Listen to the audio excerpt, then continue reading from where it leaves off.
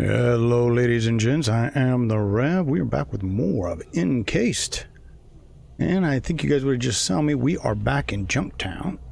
Emulator office is right over there. We still got to deal with this dude and his sermon. But wanted to show you, you don't have to buy a room here if you need to rest, which I do, and I need to eat and stuff.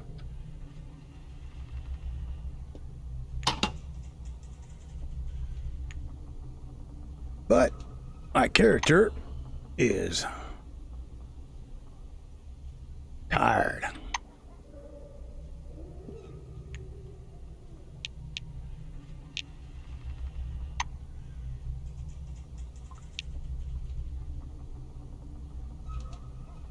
Okay, so 1800 is 6 o'clock.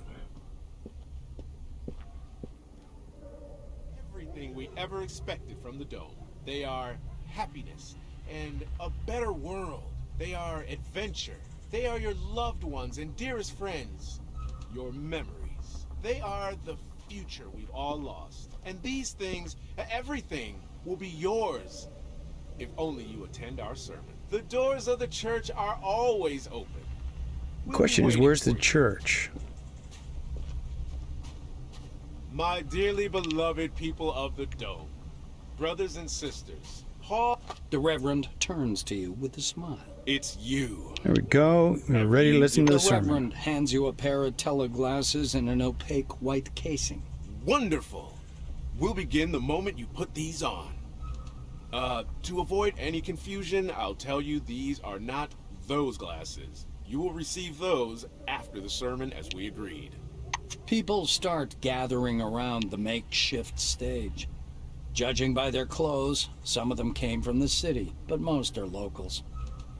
A handful brought their own glasses, but the majority has none. Apparently, they'll be hearing the sermon for the first time. Santiago is contentedly pacing the length of the stage, wearing his usual grin. Thank you. Thank you all for coming. I do ask that you please forgive the delay. Once my assistants arrive with the equipment for any of you who've come without, we shall begin. Ah, here they are. Lights shimmer behind the sewage gate.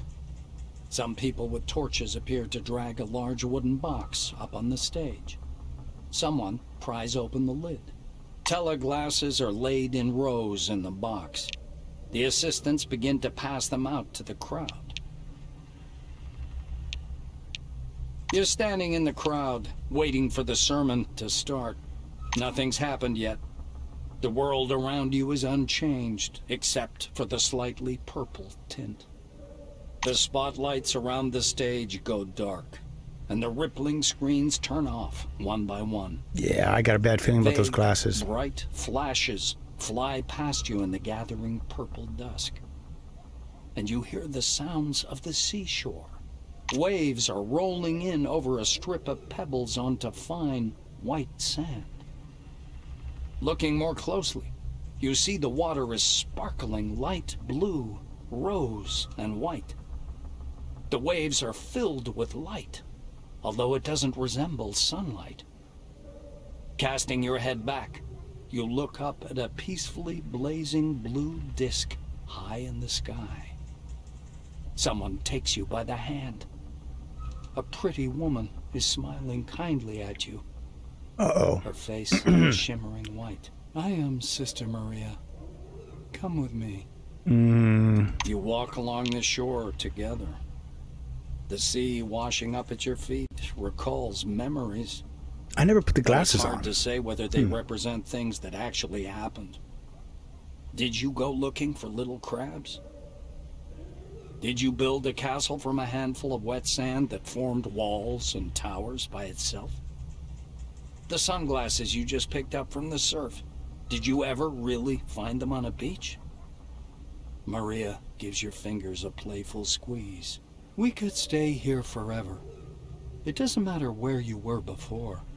Here, you can build and live the life you want. Let's be an asshole. Yeah, when's the sermon going to actually begin? Seems to glow with a gentle light. It has already begun. A sermon need not be only about words. Showing is much more important than telling. What's the catch? The woman stops to kick up sand with her bare foot. Must there be a catch?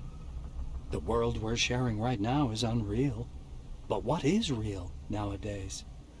Apart from a civilization dying in the desert, this place, it's alive and more real than you think. Yeah, ask about the physical The needs. church gathers people to find solutions together. Stay with us, and you'll see how much we've achieved. But you'll have to come to the second sermon for that. The woman is holding you by the shoulders. Yeah, we're not coming The sand on her back. hands sparkles with minuscule neon lights. The soft roll of the waves brings peace. You walk contentedly alongside Maria. The sky overhead reminds you of a blue rose abyss. Massive glowing streams rise from the gleaming horizon like flames in slow motion. Your companion slows down a bit. We're almost there. You'll see something soon. She takes a step into the ocean, dragging you after her. The water splashes with each step, but doesn't slow you down. Of course not, at because all. it's all fake. The dark blue dome above grows ever larger and lighter, as if you were strolling right into the heavens, your feet never leaving the sea. When the opening above your head has vanished completely, you see an enormous arch lost in the boundless sky. A distant land dotted with seas roofs this world. The lights of settlements on this sky continent shimmer through gleaming clouds. Maria turns to you. We'll stop here. That faraway world can be yours. The church is willing to give it to each of us. All we need to do is take a step forward. I will be waiting here for your return. Before you have a chance to respond, the space around you begins to fall apart. There's a gimmick. Everything decays into a grid of glowing lines which rapidly blink off, one by one. You rip the glasses off your head. Water's sloshing in your boots and the ground around your feet is wet. A novitiate standing by the stage is holding a fire hose. He closes the nozzle and drags it away. Then the lanterns all come on again, illuminating the stage where Santiago's standing, arms thrown up. Thank you for coming, everyone. Maria and I will be waiting for you at our next sermon. My dearly beloved people of the... Seeing you, Santiago's smile broadens. How did you like the sermon? It was well worth your time, right? The Reverend continues to smile, but his eyes are moving behind the black glasses. Santiago is examining you closely. He pulls a massive pair of teleglasses wrapped in wires from his pocket. I watched you during the sermon. I'm not surprised that Henrietta chose you. Her instinct for people with potential has always amazed me. Santiago hands you the device. Here, say hello to Henrietta for me. My dearly beloved... All right, that should be it now. Brothers and sisters, pause and listen. I think we have everything to finish this. Try talking to her first, see what she has to say. Russo is comparing the readings with the data in her notebook. Any news? We need to prepare this thing for the new trials as soon as possible. Henrietta takes the container and holds it up to the light. Audrey Melville. What's she like, I wonder? Is she folksy? Or does she play the tough leader? Or perhaps she's been forced into the leadership role but doesn't understand what's happening. I am simply thinking out loud. Please don't answer. I got lost in my thoughts. Hey, okay. The White sets the device on the table. Here's something funny. I gave the latest version of these to our engineers. They took it apart and told me the technology can't be replicated at this point. The circuit board customizations are completely foreign to them. We have no idea what makes them tick. That means we'll need to perform our sun dance for the abbot. Round and round. She adds. Okay. Russo looks at the floppy disks for a long time. I heard about what happened in the camp. Not the details, but still. Young, gifted folk dying for a common cause. Only this isn't fucking inspiring, but horrifying. All right, what's next? Henrietta chews on the end of her pencil. I'll need to check everything 1,000 times or so to ensure we don't fry your brains with the emulator. Although, considering your unique abilities, I'm certain everything will be all right. She looks down. Henrietta gestures broadly at the emulator platform, just as she did during your first conversation. Maelstrom's radiation didn't eradicate your mind. I suspect you're able to not only enter the space of the emulator, but also navigate it, and even come into contact with the observed phenomena. And if so, who knows? Perhaps you can influence Maelstrom itself. Russo blows you a mock kiss. Everything will be ready in a couple of days. So, don't be late, baby. And seriously, thank you again.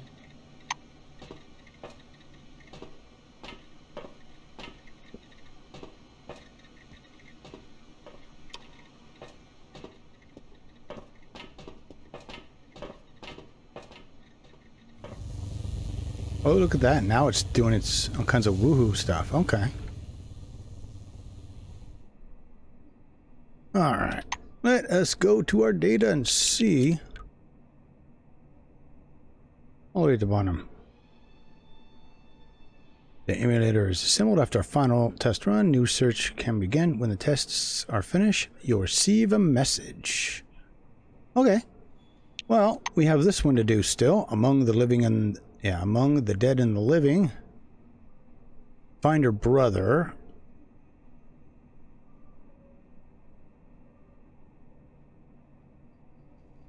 Enter the Megellan morgue, huh? Okay. We can do that.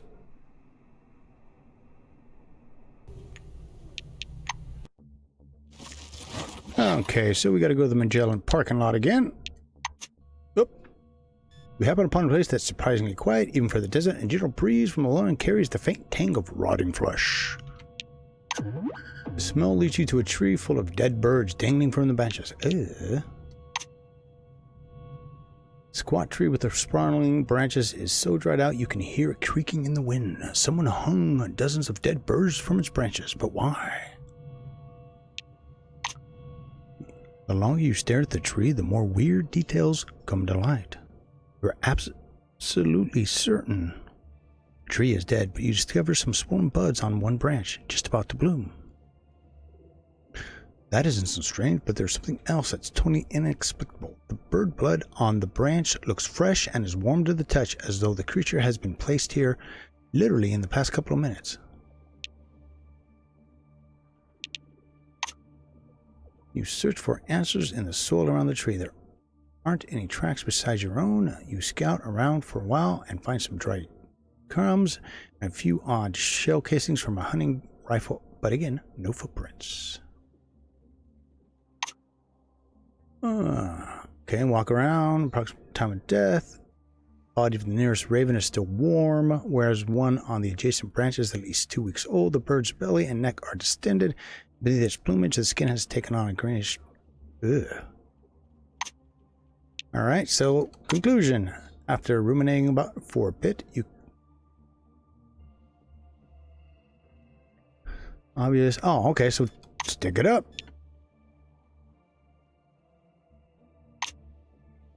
About a meter and a half down, you find a sackcloth coffee bag. Inside is a matted white orb, a larger orb than your fist, but very heavy and hot to the touch. Okay. Hold on. Critical hat. Oh, so it just raises your resilience. Meh.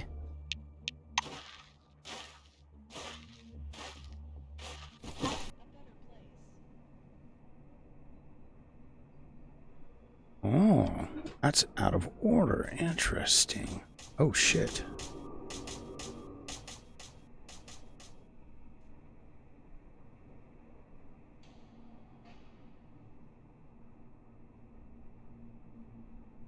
Please stand by for decontamination to end.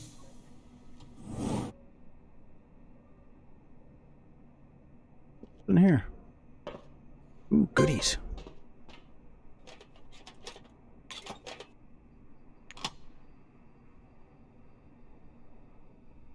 Ventilation, huh?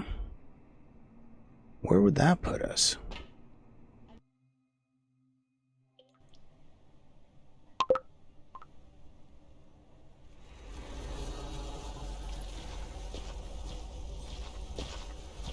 Yeah, let's not fight the crazy monsters yet. Remember, our honest work will make the world a better place. World a better place. Oh yeah. Time to get some free gear. What's that?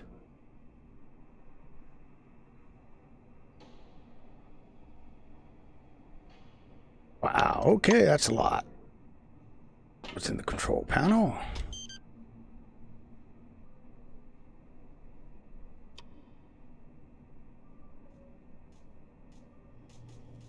Please stand by for decontamination. Yeah, let's go try and talk to these people. We can talk to someone about the morgue. I won't let you. Just forget about it. This is a very rare thing. Do you understand? And are you still prepared to take this chance? And what about Curie? What do you say, Reuben? Curie? Wait, I don't get it. How long did we end up discussing Curie? Curie, Bruno, von Braun, all of them took risks. You know, Reuben, risk is an inevitable part of scientific... Hiya! Passing through the laboratory, you accidentally witnessed an argument to white employees. But all hail progress. The caps on Blanca shampoo have a silicone base. We remove the silicone bit, use it to cover the point or the relic, roll it up, the plastic film, and... This is not a scientific approach. There is value, but there is an unknown risk factor which you propose to mitigate with shampoo caps? There's a relic in our laboratory that we have to bring to the surface, but it's sensitive to decontamination. My colleague is positive the plastic wrap and silicone caps will protect that artifact from the effects of the gas, but I say it's too risky to rely on such methods. We should just turn off the sprinklers. Yeah, back again. nope. That's not what we're looking for. Please handle relics carefully. In case of damage, your life will be forfeit.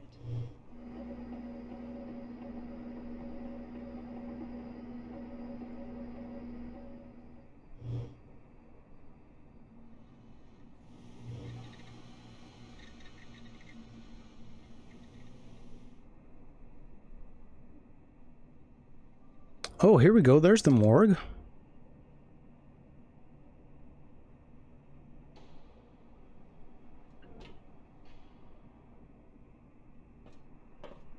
Uh-oh, how do we get in there? Honest work will make the world a better place. World a better place. No. Okay. Oh. Crimes, if there's a witness nearby, they will begin their own investigation. Discover clues that will lead them to your companion. To you or your companion, depending on this. Oh, I see, because...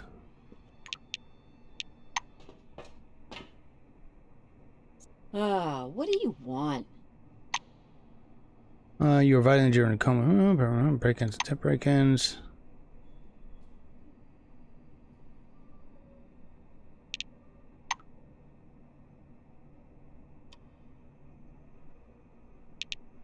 Okay, so I've got some. Yes. You get out now.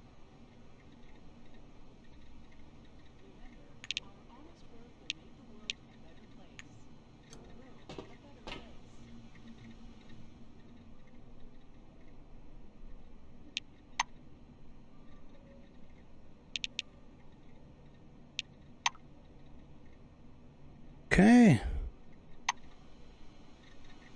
think that's the only one. Right, there's nothing in these? Oh.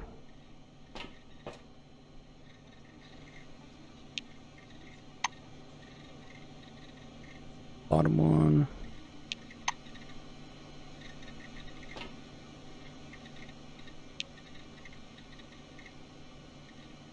Blue shirt.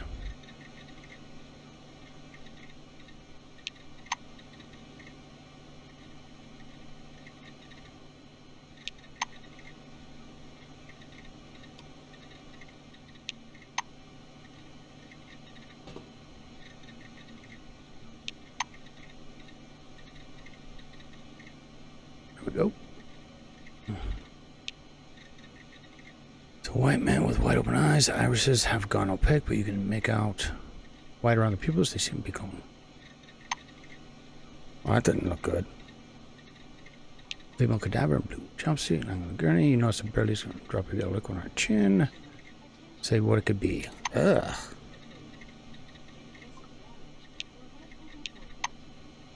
Alright, so before we leave... Oh no. Oh man, I bet you I know where he is.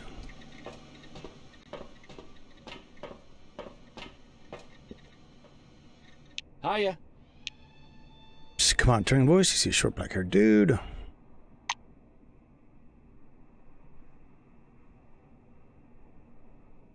Let's see, here's the thing. My kids may pass away.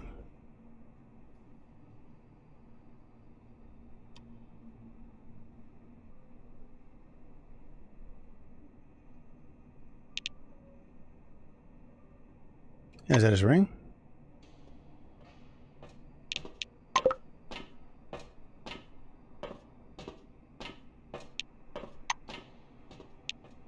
Bye-bye. Oh. Okay, so let's ask Smokey here. Hey, Smokey. Hello. Started training Freon from refrigerators. Can you imagine? They sell it to the Blues, and the Blues buy it because where else are you going to get Freon these days? Ooh. It was nice chatting. Okay, well, it's not going to work.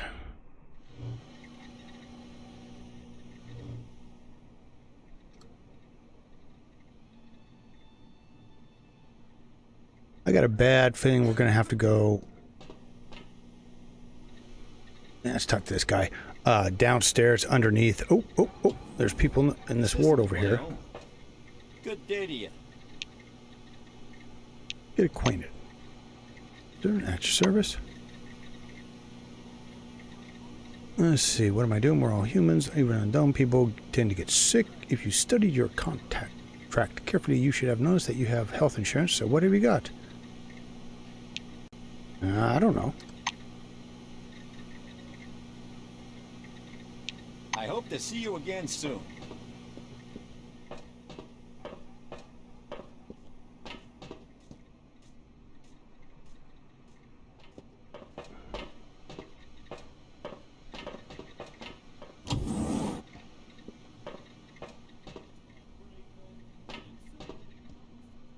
Greetings.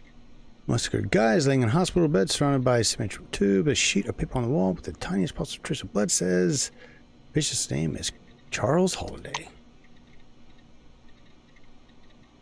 Peter, he laughs at his own joke. Coughing fit. One of the tubes running from his chest splatters red. Ooh.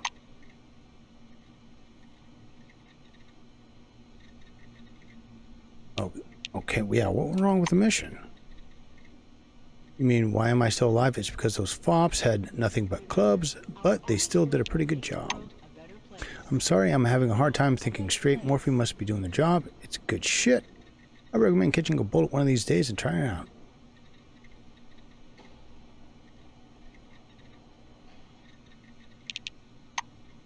Kepler didn't tell you anything, did he? Yeah, he's real sorry, but I don't remember a damn thing, Morphine.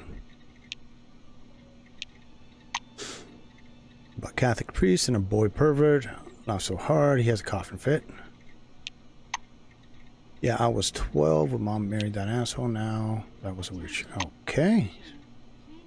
Seen their queen.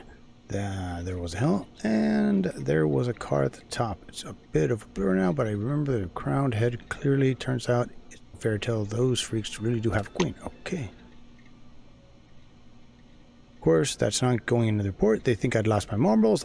Like the blind guy at the brothel. You know the one? Shit, can't remember it. Okay. Have a good one. Now, is he the only one jacked up in here? Yeah, I don't see anybody else.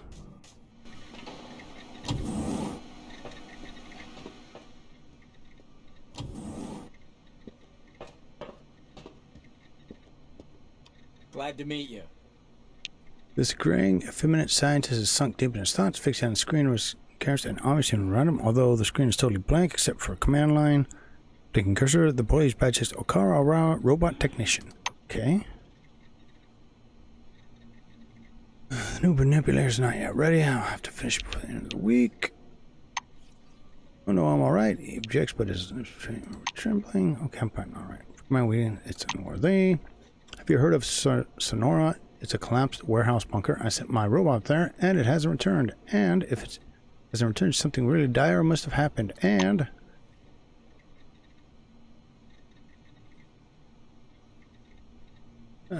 if you happen to bypass Sora, will you? Never know. Drop in, would you? Perhaps you'll find my robot. Okay. Yeah. If I'm passing by, we can do that. Here. Yep. Have a good one.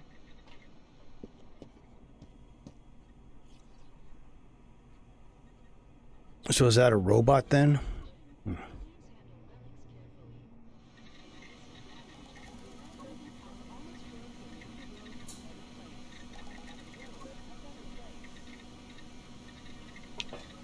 Dieter, I won't let you. Just forget about it. Ooh, this is it's a jammed. very rare thing. Do you understand? And are you still prepared to take this chance? Salutations. My colleagues are careful about drawing hypothesis, but I'm absolutely certain this device is a weapon. A powerful, destructive, terrible weapon that will take our savings to the next level or finish it off. Never know. Shit. That really is unnerving. Have a good one. All right, ladies and gents. Well, I looked around and I don't think whatever's going on with this. Yeah, we checked everything, so we'll just have to kill some time and we'll get a message here. And that's probably where we'll pick the episode up next. So keep your heads down. Or